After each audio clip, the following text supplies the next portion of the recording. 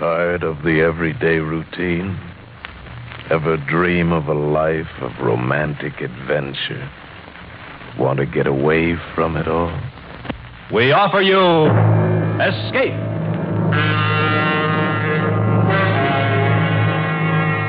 Escape, designed to free you from the four walls of today for a half hour of high adventure.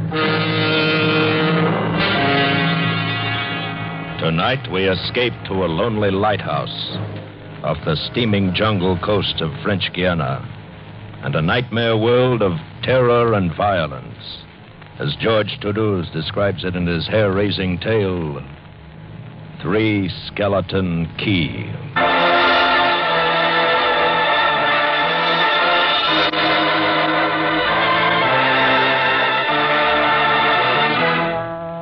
Picture this place. A gray, tapering cylinder, welded by iron rods and concrete to the key itself. A bare, black rock, 150 feet long, maybe 40 wide. That's at low tide. At high tide, just the light, rising 110 feet straight up out of the ocean.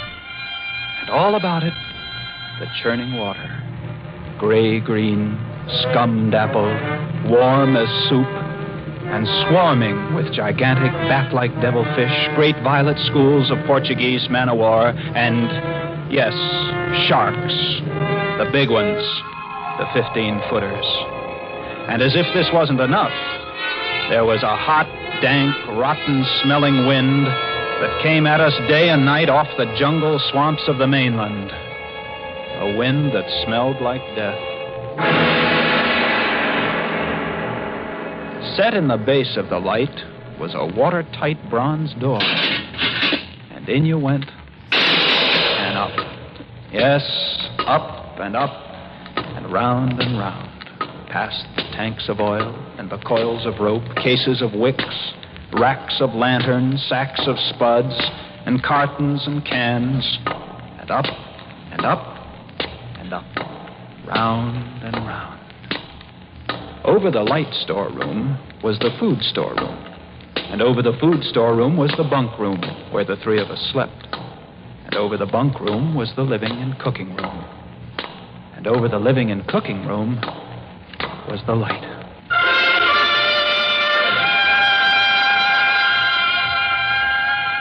She was a beauty, balanced like a ballerina on the glistening steel axle of her rotary mechanism.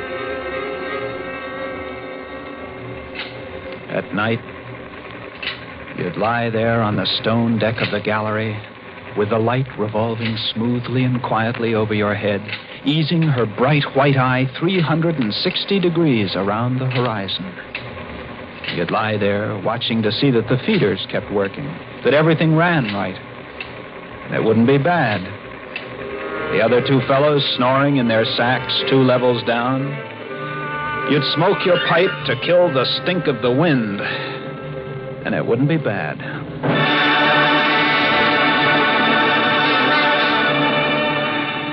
About those other two, Louis and Auguste, what a pair. Louis, he was head man, was a big fellow from the Basque country, black beard, little hard black eyes, and a pair of arms that, I tell you, those arms were as big around as my legs. Yes, head man he was, and what word he let go was law. Silent fellow, and although I spent my first 2 weeks trying to strike up a real conversation, the most I could ever get out of him was... I took up this profession because I don't like people. They talk too much. It's quiet work, light tending. Let's keep it that way. You're getting to be as bad as Auguste. I thought maybe for once they'd send me somebody that was who would Louis. keep his mouth. And when he accused me of becoming like Auguste, I quieted down, because Auguste was the talkingest man I've ever met. The talkingest and the ugliest. He was hunchbacked, stood 4 feet high, had red hair and big blue eyes. It seems he'd been an actor in Paris. Over 200 different productions, dear boy, at the Grand Guignol. Oh, but it was monstrous, horrible. The way we used to scare the audience, I was hated. Yes, they used to throw things and hiss and bare their teeth at me. Finally, it got too bad. I couldn't stand it any longer. I gave up the theater. My nerves, you understand, yes, gave it up completely. I really did. I couldn't. It all started one morning at 2:30. I was on watch, lying on the cool stone deck, pulling on my pipe, staring out at the blackness, the phosphorescent combers and the big yellow stars, when, out of the corner of my eye, I noticed something show up for a second, something the light had touched, far off. I waited for her to come around again, and when she did, there it was. A three-master, a big one, about a half-mile off, and coming down out of the north-northwest, coming straight for us. You must understand, our light was where it was for a very good reason. Dangerous submerged reefs surrounded us, and ships kept clear. But this one, this sailing vessel, was coming straight on. I went over to the gallery door and yelled down. Louis! Louis! What is it? Ship! Headed for the reefs! I had the glasses out now. I couldn't read her name, but I could see her quite plainly. All sails set, the foam creaming away under her bow, her beautiful lines. A Dutch ship, I guessed her. Why didn't she turn? Every time it passed, our light hit her with the glare of day. Ship? Where? North-northwest. The light will touch her in a moment. Oh, can't you see us? Look at her. She just keeps coming on. The square heads. What is it? What is it? Watch. North-northwest. I know what it is. What? The Dutchman, the Flying Dutchman. We did a play about her. What a performance. You ghastly galleon, hag-ridden, curse-driven, must-on... shut up, will you? She's luffing. Yes. It's a sloppy way to come about. She's derelict, that's it. Derelict. Abandoned. Crew left her for some reason or another. But instead of sinking, she's gone on, running before every wind. She'll not run long. Not with these reefs to break her up. A beautiful ship. Now, why would men leave a beautiful ship like that? She didn't ram us, although we all expected it. But as we waited for the crash, she luffed again, caught some odd gust, and went about. We watched her the rest of those black hours, heeling and rocking, pushed and pulled by every stray wind, every freak current. Watched her until the dawn came, till the sea turned from black to pearly gray. And on she came again, heading for us.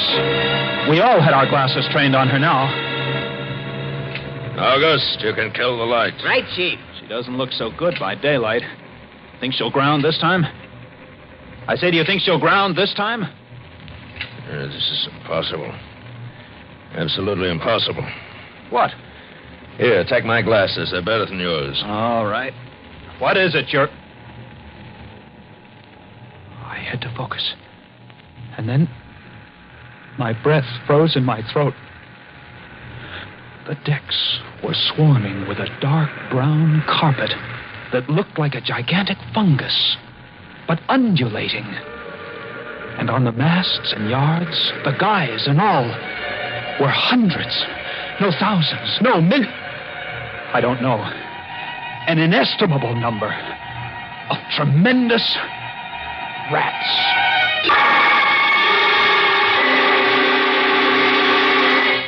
See them? Yes, I see them. Now we know why she's derelict. Yes, now we know. What are you two doing? Here, give me a look. Yes, give him the glasses. Take a good look, chatterbox. Give you something to talk about. She's still heading for us. Yes. If she's going to turn, she'd better turn soon. Suppose she doesn't. You mean suppose she piles up on the quay? It's low tide. Yes, it is. Well, where's all the conversation, August? Huh? Here, you want the glasses again? You want another look? No, No. She's still coming on. Go away! Go away! Turn, will you? Turn, I say! I pray you turn.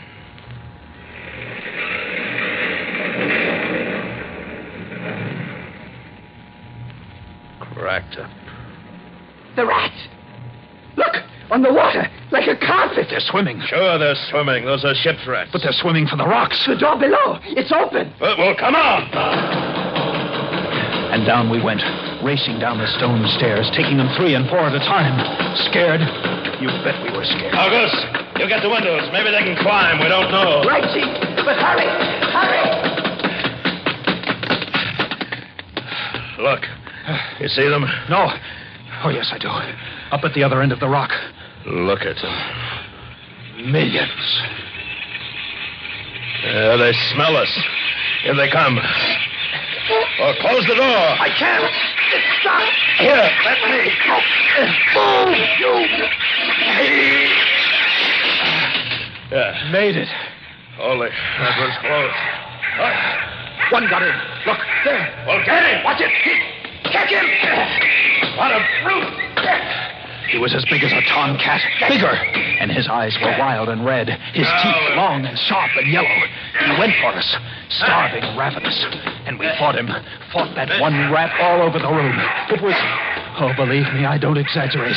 It was like fighting a panther.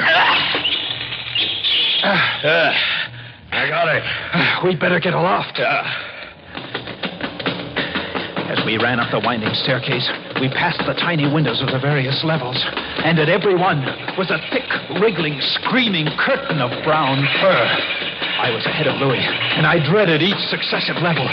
Suppose they had found a way in. Look at them. Oh, will you look at them? It's a nightmare. Will you look at them? The air of the gallery was thick and fetid with the stink of them.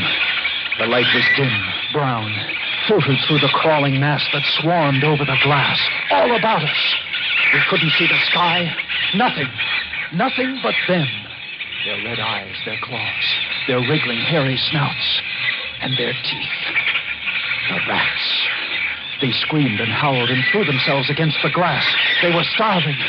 And we 3, we stood very quietly. Oh, very, very quietly. In the center of the glass room. Under our beautiful light. And we waited. What can we do? What can we do, Chief? Take it easy. Take it easy. I can't. I just can't. It won't do any good to... It won't do any good to stand here and shake. That's right. Go away. Go away, do you hear me? Go away this instant. They won't go away. Not until... Finish it, Chief. Not until... What? Not until they've been fed.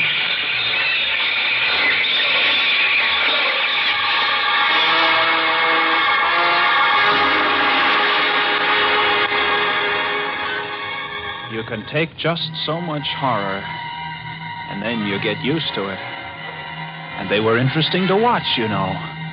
They couldn't understand the glass. They could see us, and they could rush at us. But that thin, invisible barrier held them off, stopped them. From time to time, we caught a glimpse of the rocks below. More rats down there, swarming brown velvet in the bright tropical sunlight. And then the tide began to rise.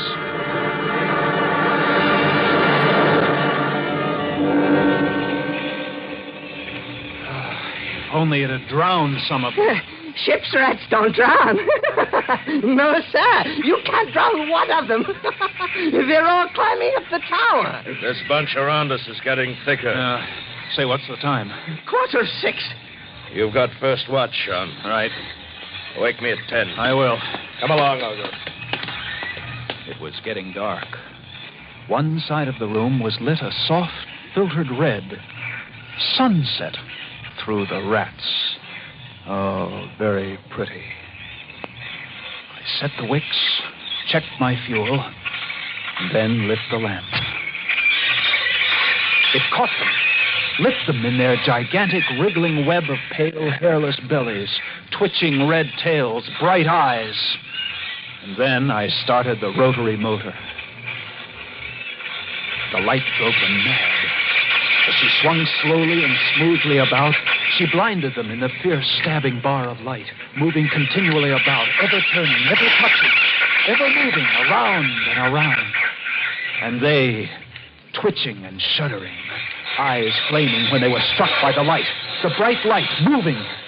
And behind, on the dark side of the room, so close, I dared not turn my back. But you can't help turning your back when you're in a room made of glass. On the dark side of the room, you couldn't see them, but only their eyes. Thousands of points of blank red light, blinking and twinkling like the stars of hell. And when I came up into the gallery early the next morning, there stood Auguste, his back to me. He was bowing to the rats, waving his arms and making a speech. Dear audience, I am going to play once again that magnificent role which made me the toast of the Paris theater. Prelotti, the evil genius of the medieval underworld. I am he who did guide the dark soul of Maréchal into the nether I stood staring at him, horror-struck. But he didn't notice me. The man had gone mad. He kept turning, telling his stories to all the rats, leaving no one out. Auguste! Auguste! Another one, a late comer. Take a seat on the iron, dear patron. Stop it. Gingeray, the blood-stained monster, was my partner in iniquity. He went on, bowing and scraping to the rats, his big blue eyes rolling and winking, his wild red hair waving about him. I grabbed him by the arms and slapped his face. He looked at me like a child, and then his face screwed up. He looked as though he were about to cry. Go below. Go on. Oh, very well, then. Later, my dear audience, later. Matinee today. Sure, he was crazy. But I guess we all were. A few hours later, he came back up and caught Louis and me teasing the rats. Yes, sounds horrible. It was fun.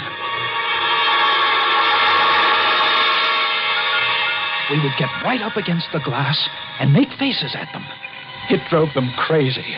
They would scratch away, trying to get at our eyes. Louis was even cuter about it. He'd pull a piece of bread out of his pocket and press it against the glass. The rats would scramble into a solid ball, biting each other, clustering like grapes. From time to time, a whole knot of them would slip and fall the 110 feet to the surf below. Look at the sharks. They're eating them. Those sharks are our friends. Here, I'll get another bunch together. Here, my beauties. That's it. Pile up. Kill each other, huh? There they go. Auguste joined in, too. Very ingenious, Auguste. He learned that if he spread-eagled himself against the glass, they'd bunch and bundle against his figure. Then he'd leap back. Look! My portrait in rats!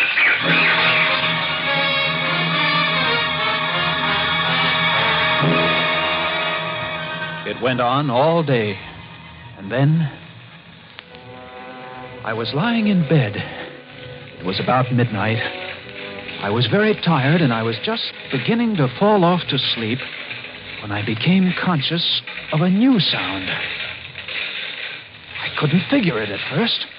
I got up, lit the lamp, and went to the window. Even as I looked out, I saw one of the panes begin to sag in. They had eaten the wood away. Louis, come quick! What is it? They found a way in. I held the glass with my hand. Now they were all going crazy, and assured of the success of this maneuver, were all nibbling away at the wood. Louis ran below and then returned with a large sheet of tin. We spread it against the window and hammered it into place. Even as we did so, we felt the heavy bodies thudding against the other side as the window gave way. There. That ought to hold. If it doesn't, we're done for. Rats can't eat tin. No, they can't.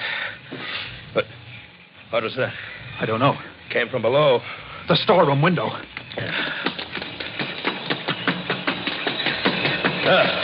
They're in. They're swarming up the stairs. Drop the trap! Right!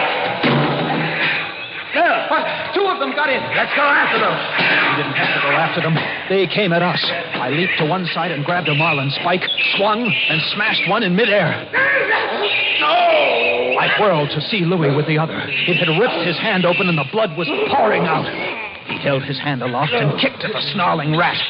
I stepped and swung and got him. Oh, my hand! He got my hand. That's both of them, Louis. I'll get you something to tie that up. Blood! Look at it, my blood. I'm bleeding. Don't worry about it, Louis. Here. I'll wind this kerchief around it. It'll be okay. There. There, that's not bad. Just the flesh. And then I became conscious of a new sound. They were gnawing their way through the wooden trapdoor. I watched the wood, fascinated. And even as I did, it began to give way. And a bristling, whiskery nose showed through. Louis, we've got to go up!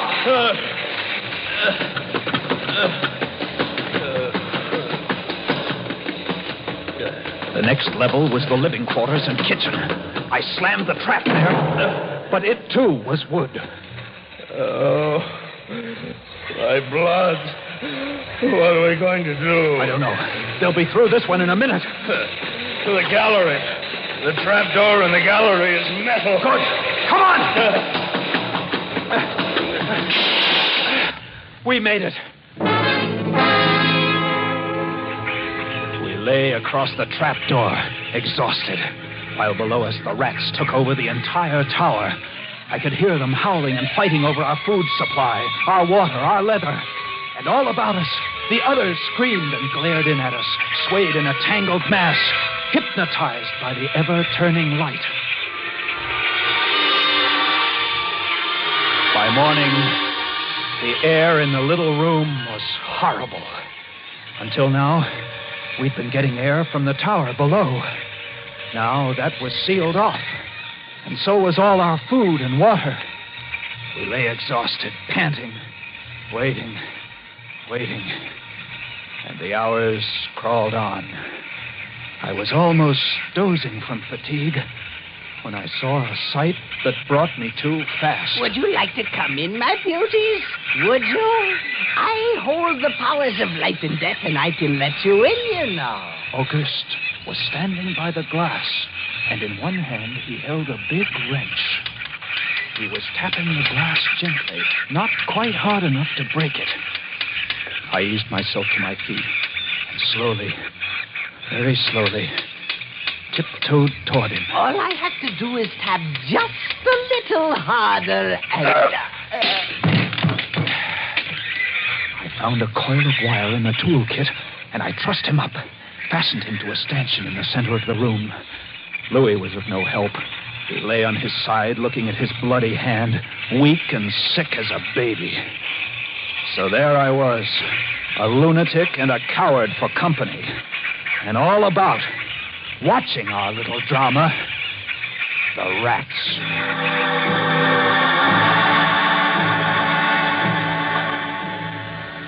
The day dragged by. The supply boat wasn't due for another 12 days. I don't know what they could have done if they had come. And we had only one way of summoning them. That was to shoot off distress rockets. But the rockets were 4 floors below.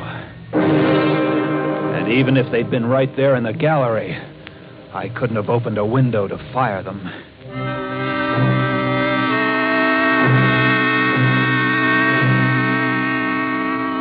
That night, I tended the light, but its flame was devouring our oxygen. The following day, we lay thirst-tormented, starving, waiting. And the following night, I again tended the light. But the small supply of spare wicking we kept in the gallery had become exhausted. And quite suddenly, at about midnight, the light went out. There was nothing I could do. Wicks were stored 3 levels below.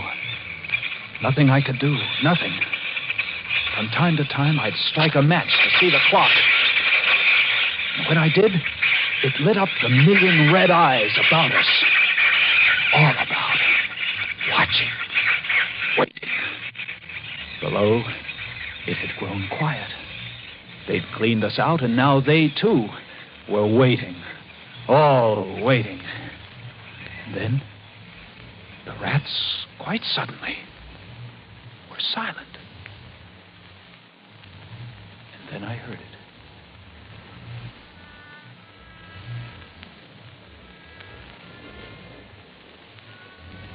And then I saw the sky and the stars. The rats were gone. I went to the glass. Out there on the water, a small freighter, a banana boat, showing a few lights, came softly and innocently towards us. Our light was out. They didn't know. I wanted to open the windows, to call out to them, to warn them somehow. But I was afraid. What if the rats were hiding from me, tricking me? So I waited.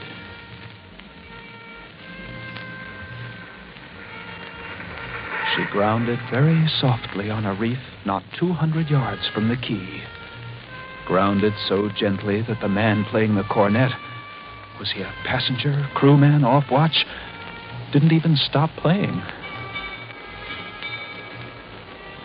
They tried washing her back off. I could have told them to save their fuel. The tide was rising, would have floated her free. And I waited.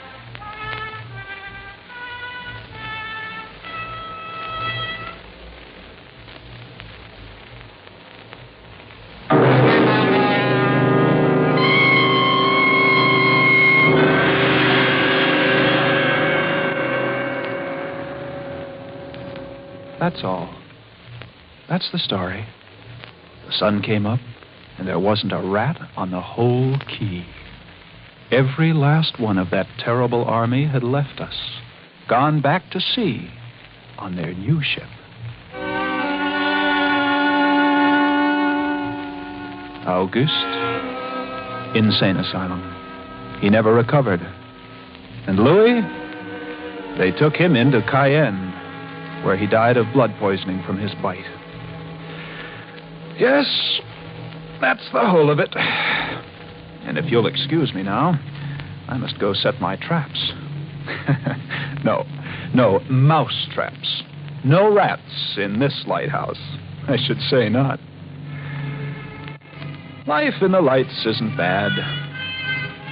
But sometimes, when I see a strange vessel approaching, I get a little nervous.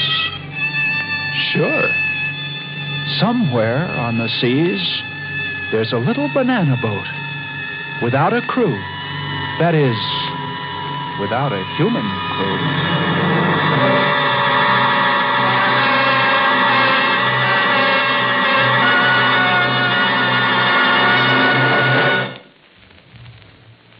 Escape is produced and directed by William N. Robeson. Tonight we have presented Three Skeleton Key by George Toulouse, adapted for radio by James Poe. Featured in the cast were Elliot Reed as Jean, Bill Conrad as Louis, and Harry Bartell as Auguste. Special music was arranged and conducted by Del Castillo. Next week. You are standing on the deck of a ship headed on an illegal mission to Central America. Before you, holding a gun in your stomach, is a desperate man who has just given you the choice between being killed or becoming a murderer yourself.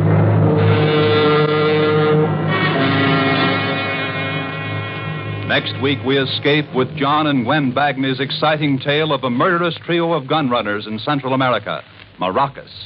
Goodbye, then, until the same time next week, when once again we offer you Escape.